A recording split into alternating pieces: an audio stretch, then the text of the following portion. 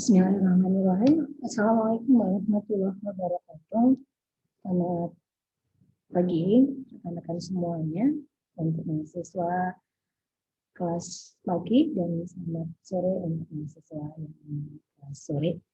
Salam sehat selalu. Terima kasih atas waktunya, atas kehadirannya. Oke, untuk pertemuan kali ini kita akan membahas tentang analisis regresi. Jadi akan saya bahas di sini sampai rekan-rekan mahasiswa di sini paham ya tentang analisis regresi. Apa itu analisis regresi? Apa gunanya regresi ini? Jadi di dalam pengambilan suatu keputusan untuk suatu penelitian, untuk suatu riset, kita harus tentukan dulu. Saya itu akan melakukan penelitian secara kuantitatif. Saya akan kualitatif, berarti pasti ada bedanya, sangat beda sekali antara kualitatif dengan kuantitatif. Di mana kuantitatif di situ dia akan banyak menggunakan perhitungan, menggunakan statistik, dan salah satunya di sini adalah analisis regresi. Nah, di dalam analisis regresi ini ada dua macam, ada analisis regresi sederhana, ada regresi yang berganda. Jadi kita tinggal menggunakan yang mana gitu ya. Kalau analisis regresi itu di mana di situ ada variabel dependen dan ada independen, sama semuanya ada variabel dependen dan independen. Yang membedakan antara regresi sederhana dengan regresi linear berganda itu adalah jumlah variabel independennya atau X-nya. Ya. Jadi kalau kita ngomongin tentang variabel, ya, variabel itu ada dua macam. Ada variabel dependen dan ada independen. Dependen yang seperti apa? Jadi variabel itu ada X dan Y. Kalau variabel dependen itu yang Y-nya. Ya. Oke, nanti akan membahas lebih rinci lagi ya. Diharapkan pertemuan ini tidak sia-sia ya untuk menguasai mana itu yang kuantitatif seperti apa ya. Jadi dalam kuantitatif ini itu memang kita banyak menggunakan perhitungan ya, tapi itu tidak bisa dipikirkan terlalu berat. Saya tidak bisa nih berhubungan dengan rumus ataupun angka, karena kuantitas di sini adalah menggunakan suatu aplikasi ya, sistem suatu aplikasi statistik, maka tidak perlu mengingat bagaimana sih rumusnya dalam suatu penelitian. Untuk menuju suatu penelitian atau riset, sebelumnya rekan mahasiswa harus paham terlebih dahulu apa itu regresi linear sederhana. Jadi di dalam kuantitatif itu ada bagian yang mana di sini akan dikaitkan dengan regresi. Ya, jadi di regresi itu ada dua variabel ya, tadi ada dependen dan independen. Yang mana sih yang dikatakan independen? Ya. Jadi di dalam suatu regresi itu merupakan suatu hubungan antara variabel dependen atau terikat dan independen atau yang dikatakan variabel bebas. Ya, dikatakan terikat karena hanya satu, Y-nya cukup satu. Tapi kalau dikatakan itu variabel bebas atau X, itu boleh lebih dari satu. Kalau X-nya cuma satu, berarti digunakanlah regresi sederhana. Ya. Tapi kalau X-nya itu lebih dari satu, bisa 2, bisa 3, 4, 5, 6, lebih dari situ, boleh, silakan. Sampai kemampuan batas si peneliti itu menggunakan regresi berganda. Gitu ya. Kenapa sih harus linear? Gitu ya. Nah, ini ada perbedaan antara linear dan tidak linear. Nah, di dalam regresi ini yang digunakan adalah regresi yang variabelnya memang linear yang sangat berhubungan. Kalau nggak berhubungan, gimana bisa mempengaruhi antara X dan Y, ya, bahwa ada variabel X itu bisa mempengaruhi variabel Y-nya, gitu ya. Apakah ada pengaruh antara variabel X dengan variabel Y-nya? Nah, itu dengan adanya pertanyaan, apakah ada pengaruh, maka harus dibuktikan. Nah, untuk membuktikan itu nanti salah satunya menggunakan regresi.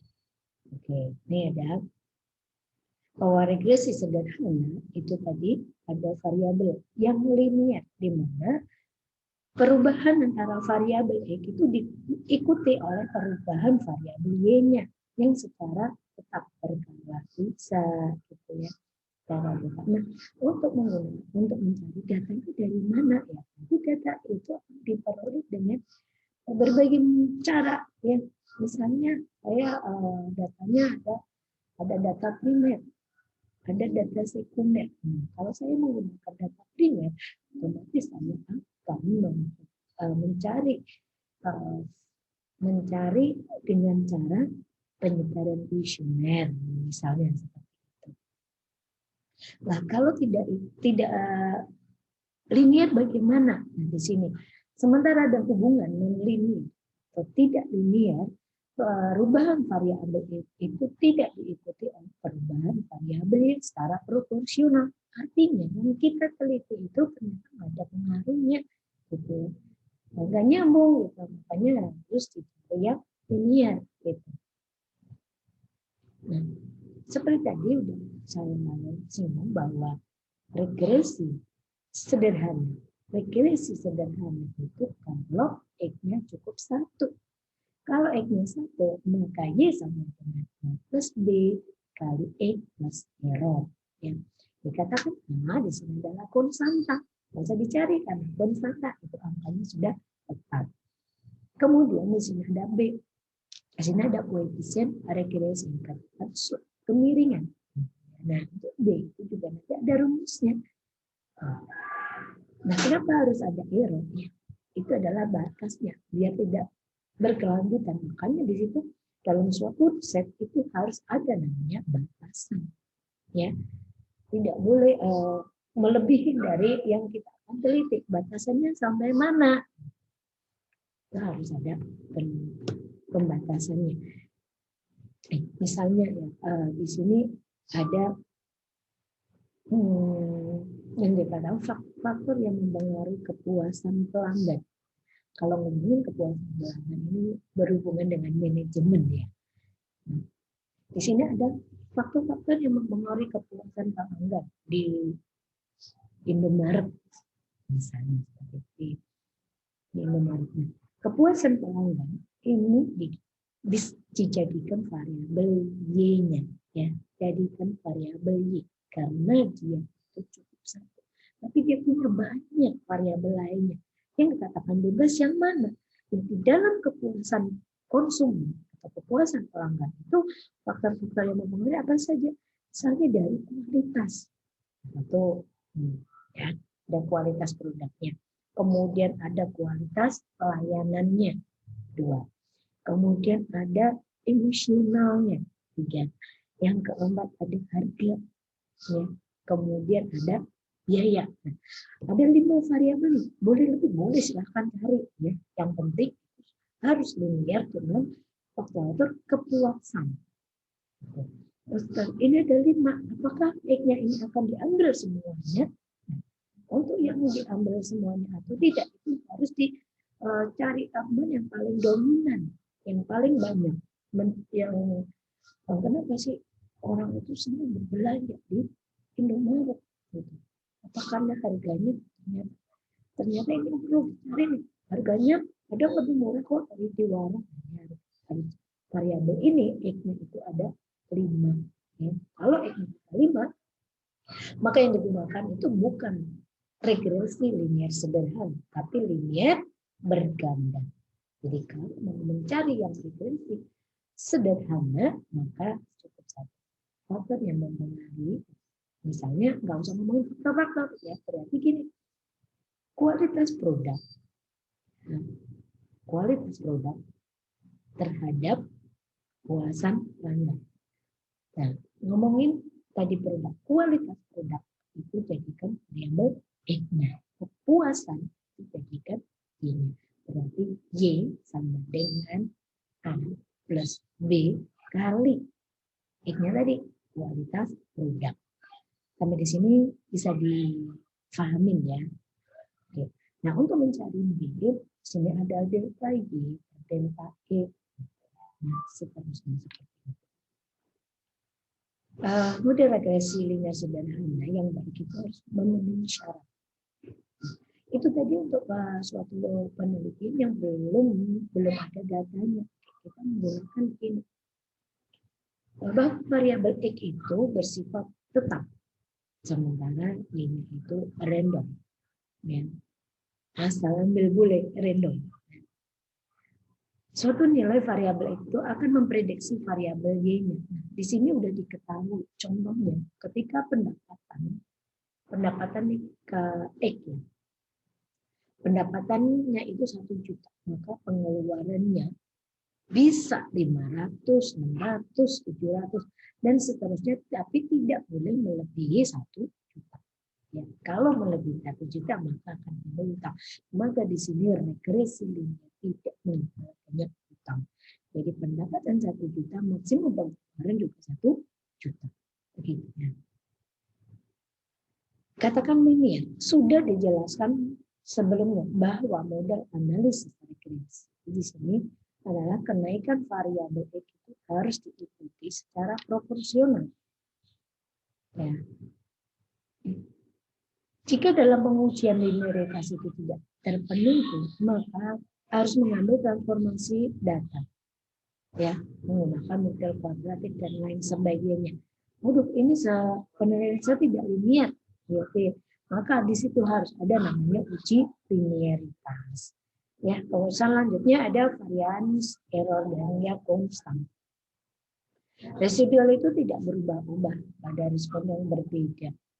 Asumsi ini lebih dikenal dengan asumsi homodastisitas. Jadi di situ ada homodastisitas, ada heterodastisitas. Kalau homodastisitas itu fungsinya konstan gitu. Karena jika konstan maka variabel errornya dapat membentuk model sendiri dan mengganggu model. Oleh karena itu penanggulangan permasalahan heterodastisitas atau non homodastisitas itu dapat diatasi, yaitu dengan model ARS. Ya. Nanti untuk model ARS seperti apa itu akan bisa dipelajari lebih lanjut lagi. Ya. Nah, kemudian di sini menggunakan autokorelasi. Autokorelasi itu dia digunakan untuk data yang tim series. Artinya misalnya saya melakukan penelitian selama 5 tahun, berarti ada 5 tahun terakhir dari tahun 2000, ya, 2000, 2019, 18, 2017, 2016, jadi ini 5 tahun. Yang digunakan data ini adalah tim series pastinya. Kalau menggunakan tim series itu data yang digunakan kebanyakan data sekunder. Kalau data sekunder pasti menggunakan autokorelasi. Oke, mudah dipahami ya. Seperti apa? Jadi di situ ada namanya uji. Yang digunakan dalam statistik ada uji. Tadi ada heterodastisitas, ya. Kemudian autokorelasi, ada linearitas, ada validitas, ya. Nah, seperti ini nanti akan lebih jelasnya kalau sudah ada pelatihannya, ya. Langkah-langkah dalam mengambil suatu regresi sederhana, tentukan tujuannya dalam analisis regresi linear sederhana. Ya. Tadi saya melakukan penelitian. Kalau sederhana X-nya 1, Y-nya juga 1. Sederhana. Tadi contohnya adalah kualitas produk terhadap kepuasan pelanggan. Ya. Tujuannya apa? Yaitu tujuan untuk mengetahui apakah ada pengaruh, apakah pengaruhnya seberapa besar antara kualitas produk yang ada di Indomaret itu terhadap kemasan gitu. Apakah yang dijual di Indomaret itu berkualitas dibandingkan dengan yang ada di warung? Nah, seperti itu. Itu tujuannya. Tujuannya cukup satu aja karena variabelnya satu, ya. Nah, karena variabelnya itu yang x-nya itu satu, y-nya satu, tujuannya cukup satu kan, hubungannya itu cuma antara x dan y udah. Tetapi kalau x-nya itu lebih dari 2, tujuannya juga bisa lebih dari satu ya. Jadi ngikutin gitu. Nah, di sini yang kedua adalah identifikasi variabel faktor penyebab. Ada variabel penyebab dan juga akibatnya. Lakukanlah pengumpulan datanya. Oke. Tapi data yang digunakan data primer atau data sekundernya. Nah, kemudian untuk menghitung x kuadrat, y kuadrat. Nah, tadi ngomongin kuadratik ya seperti itu. Kemudian hitunglah antara hitung dimasukkan ke dalam rumus antara alfa dan beta-nya ya. Sesuai begitu, kemudian masukkanlah ke rumus ekspresi rumus sederhana. Nah, kemudian yang ketiga lakukan prediksi atau peramalan terhadap variabel faktor penyebab dan akibat. Ya, berarti kalau ngomongin memprediksi itu menduga-duga harus ada dugaan sebelum dilakukan pengolahan data. Itu kita harus menduga dulu. Oh, tadi kan satu ya variabelnya. Kepuasan kualitas produk itu berpengaruh terhadap kepuasan pelanggan. Dikatakan berpengaruh. Itu tadi juga ada hitungannya. Apakah pengaruhnya itu kuat atau pengaruhnya sangat kuat atau pengaruhnya lemah gitu, atau tidak ada pengaruh gitu. Nah, itu harus ada dilakukan pengujian keberlanjutannya. Maka di sini lakukan prediksi peramalan. Saya harus meramalkan terlebih dahulu. Karena variabel ini yang akan saya pilih, maka kualitas produk itu berpengaruh terhadap kepuasan pelanggan gitu ya. Nah, ini contoh sudah ada datanya. Jika kita sudah mendapatkan data antara A, di sini ada A sama dengan 2, B ada 4, maka tentukan persamaan linearnya. Maka udah langsung dijawab. Kita jawab Y sama dengan A plus BX. X-nya kan belum diketahui, maka Y sama dengan 2 plus 4X. Nah, jika X-nya itu 10, maka Y-nya berapa? Y sama dengan, tinggal masukkan aja. 2 ditambah 4 kali 10. Berarti tadi 42. Y sama dengan 42. Seperti itu ya. Oke, itu contohnya. Ini jika diketahui Y1 ada Y2. Nah, ini menggunakan reaksi yang kuadratik seperti itu. Lanjut ya, untuk persamaan estimasi dengan kuadrat terkecil. Ini sudah diketahui dengan menggunakan suatu metode kuadrat terkecil atau least square methods. Nah, di sini itu menggunakan persamaan estimasi. Berarti memilih kurva yang linear dengan suatu yang mempunyai kesalahan atau error. Jadi di situ ada ya atau error itu adalah suatu kesalahan. Jadi tidak semuanya itu akan menyusul 100% itu benar, masih ada kesalahannya. Nah, perbandingan kesalahan daripada estimasi ini contohnya ada kurva 1 dan ada kurva 2. Ini rekan mahasiswa bisa melihat apabila contohnya saja perbedaan antara kurva 1 dengan kurva 2. Di sini menggunakan kuadrat. Ya. Karena kurva 1 dan kurva 2 itu semuanya kuadrat, tapi angkanya saja yang berbeda. Ya. Pemilihan kurva estimasi dengan menggunakan metode kuadrat terkecil adalah kurva estimasi yang memiliki jumlah kuadrat kesalahan yang paling kecil. Jadi kalau kita mau menggunakan berapa persen ya tingkat kesalahan dalam penelitian ini, maka gunakanlah tingkat kesalahan yang paling kecil. Dari 100%, gunakanlah di situ ada dua pilihan nih, ada 5%, ada 10%. Gunakanlah tingkat kesalahan yang 5%. Tuh, jadi 0,5 untuk tingkat kesalahannya. Yang kedua, kurva 2 itu memiliki kuadrat kesalahan yang lebih kecil dibandingkan dengan kurva 1.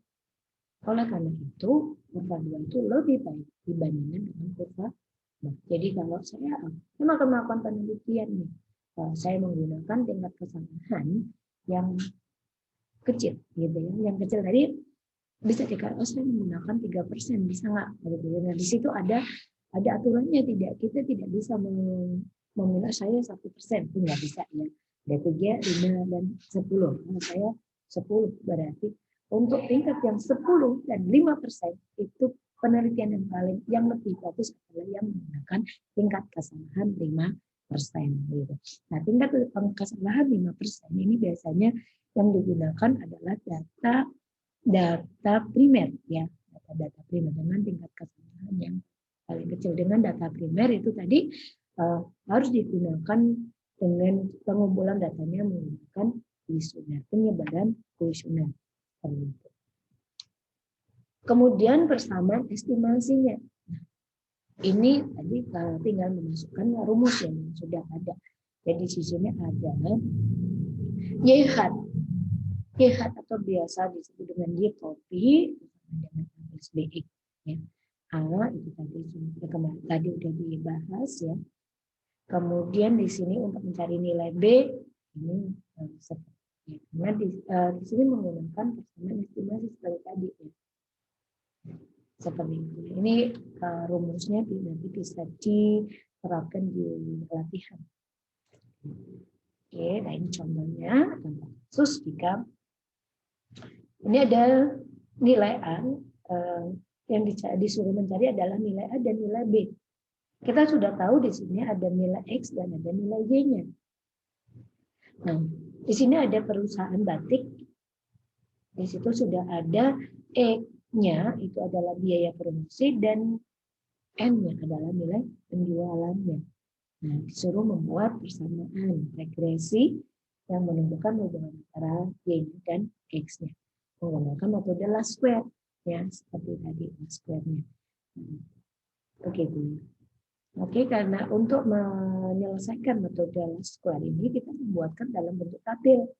Ya, jadi di sini yang dibutuhkan apa aja? Oh, di sini ada X kali Y. Kemudian ada X kuadratnya. Tinggal kita membuat kolom sesuai yang dibutuhkan oleh last square ini ya. Ini yang B-nya itu di situ ada X kuadrat, kemudian X1 kali Y1-nya. Gitu. Ini kita akan membuat kolom sesuai yang dibutuhkan di dalam rumus last square. Nah, di sini udah ada semua, kita membuatnya kolom X kali Y ada, kemudian X kuadratnya itu juga ada. Kita tinggal masukkan aja semuanya ke dalam situ. Total semuanya ditotal. Kalau sudah kita hitung seperti ini, kolomnya lebih mudah ya. X kali Y-nya berapa? 64 kali 20. Kemudian X kuadrat itu 20 kali 20 dan seterusnya. Gitu ya. Kemudian dijumlahkan. Sehingga didapat nilai Y-nya di situ nilai Y 40, B-nya itu 1,5. Nanti tinggal dimasukkan tuh kenapa? Dari mana tuh 1,5? Nah, 1,5 itu tadi yang ditotal itu nanti tinggal masukkan ke rumus B. Sehingga diketahui nilai B-nya itu 1,5. Gitu.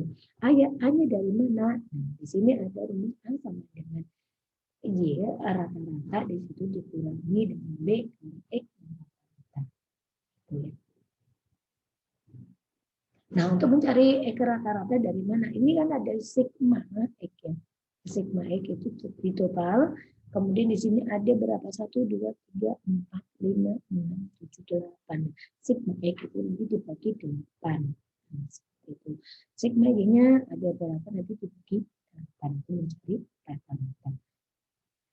Gitu ya, nanti untuk bisa dilanjutkan lebih lagi. Kemudian di sini ada kesalahan standar estimasi. Tadi kesalahan itu cari kesalahan yang paling kecil, gitu ya. Semakin kecil nilai kesalahan dalam standar estimasi, maka makin tinggi ketepatan, makin valid datanya. Untuk mengetahui ketepatan persamaan estimasi, digunakanlah standar error estimasi. Kesalahan standar estimasi diberi simbol SA, standar error. Nah, ini untuk mencari standar errornya menggunakan rumus seperti ini. Ya. Oke, tinggal milih aja mau rumus yang mana. Ini udah rumus dari harus kita pahamin di sini ya. Dihafalin, hafal maka harus dipahamin. Berarti di sini ada sigma y, med y, half, kuadrat. Nah, seperti itu. Kalau kita tidak menggunakan yang ada, maka bisa menggunakan rumus yang baru. Gitu. Contoh kasus berikutnya, persamaan estimasinya tadi didapatkan Y sama dengan 40 plus 1,5X.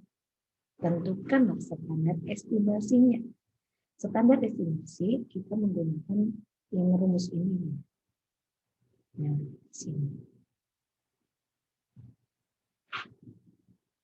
Nah, yang dibutuhkan tadi dan menggunakan tambahan kolom lagi karena tadi menggunakan ada Y-nya.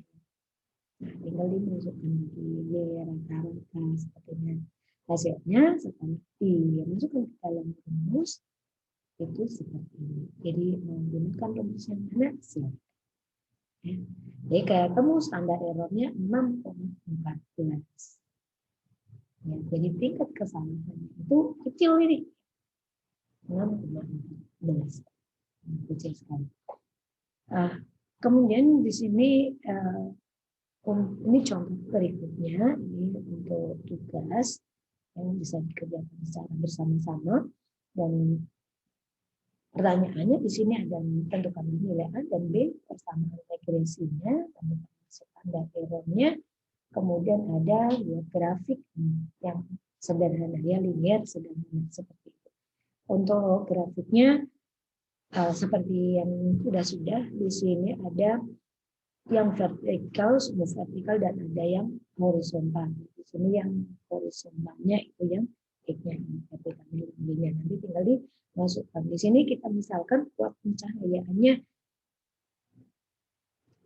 X misalnya ya, dan tegangannya gimana seperti itu. Tinggal dimasukkan atau nanti tinggal ditentukan dulu nilai A dan nilai B-nya. Seperti tadi contohnya di atas sudah ada ya. Nah, di sini nilai penjualannya dan di sini ada nilai produksinya.